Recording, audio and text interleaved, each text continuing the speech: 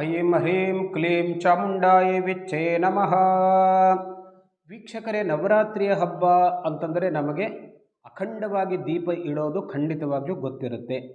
ಅದು ನವರಾತ್ರಿಯ ವಿಶೇಷತೆ. ಅಖಂಡವಾಗಿ ಪ್ರತಿಪದೆಯಿಂದ ಆರಂಭಿಸಿ ನವಮಿಯವರೆಗೆ ದೀಪವನ್ನು ನಮ್ಮ ಮನೆಯಲ್ಲಿ ಇಡುತ್ತೇವೆ. ಸೊ ಈ ದೀಪ ಯಾವ ರೀತಿಯಾಗಿ ಇರತಕ್ಕದ್ದು, ಎಷ್ಟು ಸಂಖ್ಯೆಯಲ್ಲಿ ಇರಬೇಕು, ಇದೆಲ್ಲವನ್ನು ನಮ್ಮ ಇವತ್ತಿನ ವಿಡಿಯೋದಲ್ಲಿ ತಿಳ್ಕೊಳ್ತೇವೆ. ನಮ್ಮ ವಿಡಿಯೋಗೆ ಹೊಸದಾಗಿದ್ದರೆ ದಯವಿಟ್ಟು ಸಬ್ಸ್ಕ್ರೈಬ್ ಮಾಡಿ, ಬೆಲ್ ಐಕಾನನ್ನು ಪ್ರೆಸ್ ಮಾಡಿ. ನಮ್ಮ ದತ್ತ ಚೈತನ್ಯ ಫೌಂಡೇಶನ್ನಲ್ಲಿ ಎಲ್ಲ ವಿಷಯವನ್ನು ನೀವು ತಿಳ್ಕೊಳ್ಬಹುದು.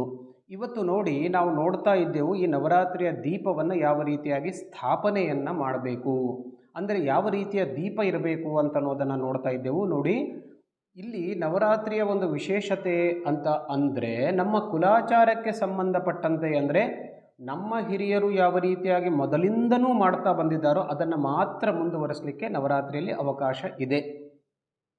ಹಾಗಾಗಿ ಒಂದು ವೇಳೆ ಎರಡು ದೀಪವನ್ನು ನಾವು ಪ್ರಸಿದ್ಧವಾಗಿ ನೋಡ್ತೇವೆ. ಒಂದು ತೈಲ ದೀಪ, ಒಂದು ಘೃತ ದೀಪ ಅಂತ ಹೇಳ್ಬಿಟ್ಟು, ಅಂದರೆ ಒಂದು ಎಣ್ಣೆಯ ದೀಪ ಮತ್ತು ಒಂದು ತುಪ್ಪದ ದೀಪ.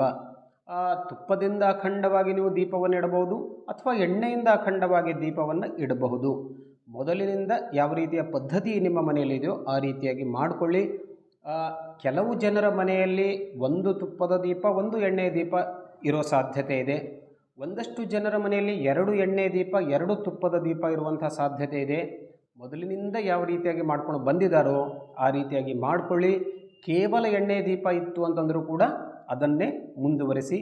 ನನ್ನ ಮುಂದಿನ ಭಾಗದಲ್ಲಿ ಈ ದೀಪಸ್ಥಾಪನೆಯನ್ನು ಯಾವ ಮಂತ್ರದಿಂದ ಮಾಡಬೇಕು ಅಂತನ್ನೋದನ್ನು ನಾವು ತಿಳ್ಕೊಳ್ತೇವೆ. ಅದು ನಿಮಗೆ ಖಂಡಿತವಾಗಿಯೂ ಅನುಕೂಲ ಆಗುತ್ತೆ. ಅದೇ ಮಂತ್ರದಿಂದ ದೀಪಸ್ಥಾಪನೆಯನ್ನು ಮಾಡಿ.